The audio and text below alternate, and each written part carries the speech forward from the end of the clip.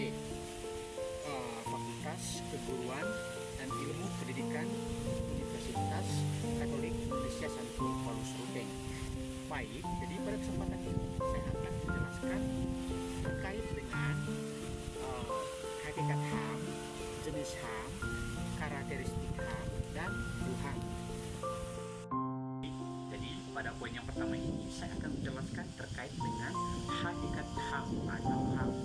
Seperti yang kita ketahui dari HAM itu pada esensi dasar dan prinsip-prinsip fundamental yang mendasar hak-hak tersebut.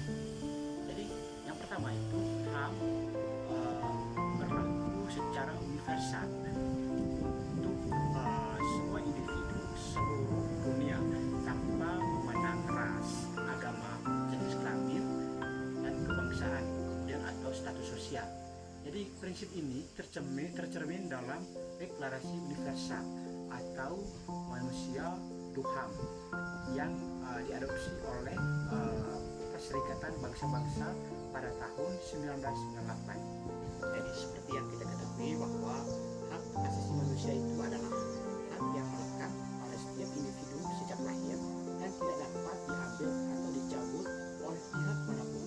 Jadi mereka merupakan hak yang dasar yang harus selalu dihormati dan dilindungi. Jadi seperti yang kita ketahui bahwa hak asasi manusia itu atau HAM mencakup berbagai jenis hak yang dimiliki oleh setiap individu. Jadi yang pertama itu hak sipil dan berpolitik. Jadi dalam kedua hak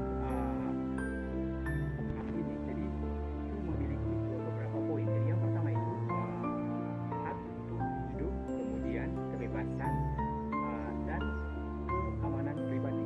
Kemudian yang poin yang kedua itu hak atas kebebasan berpikir, kemudian beragama dan berkeyakinan. Kemudian yang ketiga, hak untuk berpartisipasi dalam pemerintahan dan pemilihan umum.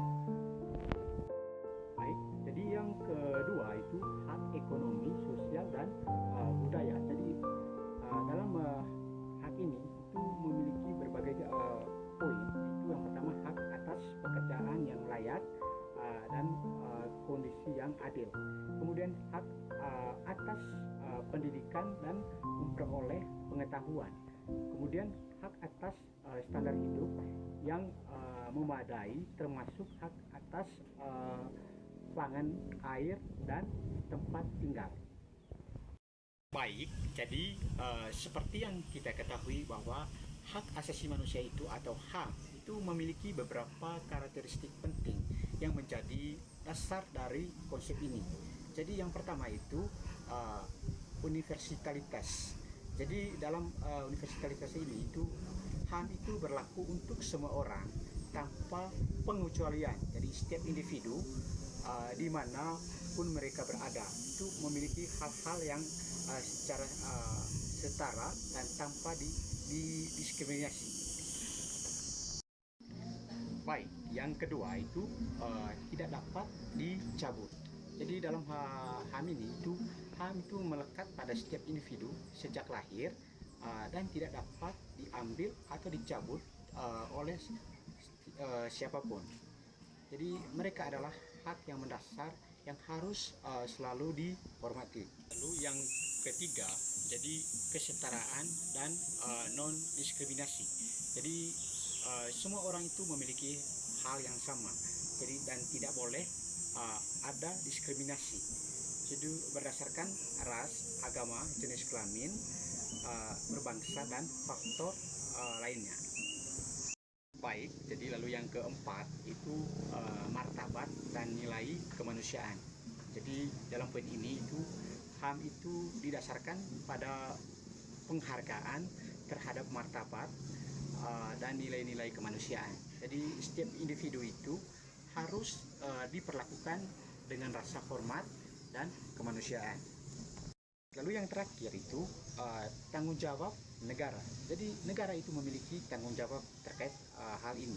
Jadi negara memiliki kewajiban untuk menghormati dan melindungi setiap individu.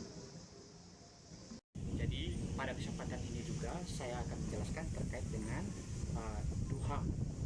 Jadi Jadi seperti yang kita ketahui bahwa Deklarasi Universal Hak Asasi Manusia itu atau DUHAM itu adalah dokumen bersejarah yang diperoleh Majelis Umum Perserikatan Bangsa-Bangsa atau PBB.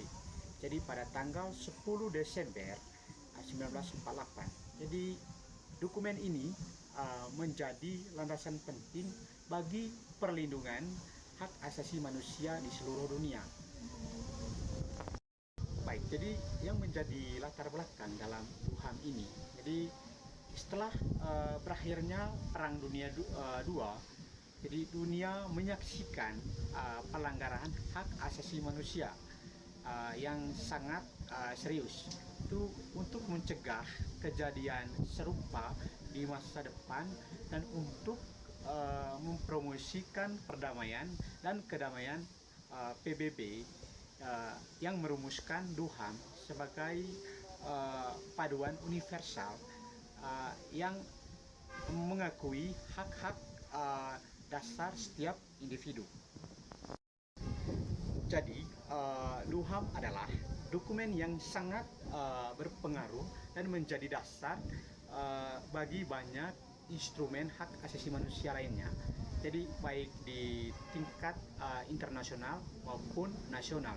Jadi meskipun DUHAM bukanlah dokumen yang mengikat secara hukum, jadi banyak negara telah mengadopsi prinsip-prinsipnya ke dalam konstitusi dan undang-undang nasional mereka.